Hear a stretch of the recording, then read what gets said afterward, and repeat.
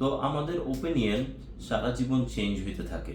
যেরকম কয়েকদিন আগ পর্যন্ত আমি ভাবতাম বা মনে মনে ভাবতাম যে এই এডুকেশন করে কী লাভ, education is a very good business হয়ে গেছে এখন। বাট রিসেন্টলি প্যালেস্তিন গাজার অবস্থা দেখে কয়েকটা জিনিস মাথায় সবসময় আসে যে আজকে ওরা কেন পারতেছে না। The answer is very simple, because ওদের টেকনোলজি নাই। আর ওই টেকনোলজিটা কোথা থেকে আসে? সেই ঘুরে ফিরে এডুকেশন।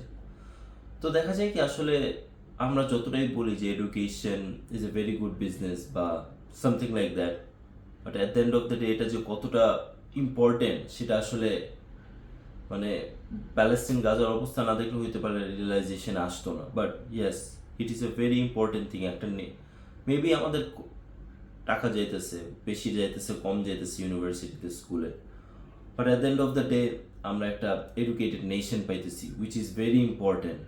কেন, আজকে যদি আমাদের নেশন এডুকেটেড থাকে, দ্যাট মিনস আমরা সব সেক্টরে আরও বেশি ডেভেলপ করতে পারবো। আর আমাদের ডিফেন্সও আমরা তখন অ্যাট দ্য সেম টাইম আমরা স্ট্রং করতে পারবো।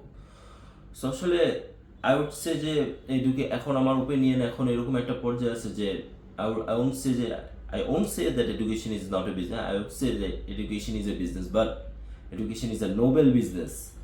যেখানে এডুকেশন যে বিজনেস দিয়ে আমাদের হেল্প হয়, আমাদের একটা নেশন ডেভেলপ হয়ে যায়, আসলে সেখানে ওই এডুকেশনটার কাছে গ্রেটফুল থাকা ছাড়া আর কোনো উপায় থাকে না। হ্যাঁ, যেমনই থাকুক, আমাদের যেরকম থিওরিটিক্যালি ফোকাস করতেছে, মেবি অন্য দেশে আরও ভালো এডুকেশন আছে, বাট এই এডুকেশন দিয়েই আসলে দেশকে প্রোটেক্ট করা যায়, অ্যান্ড অলসো এই যে মানুষগুলোর জীবনগুলা প্রোটেক্ট করা যায়। So actually thank you to all of the institutions like the university, school, college, যারা আমাদেরকে আজকে পর্যন্ত এডুকেশন দিতেছেন।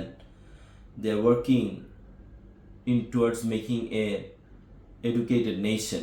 Thank you so much. আসলে কিছু জিনিস অ্যাপ্রিসিয়েট না করলেই না। Thank you so much.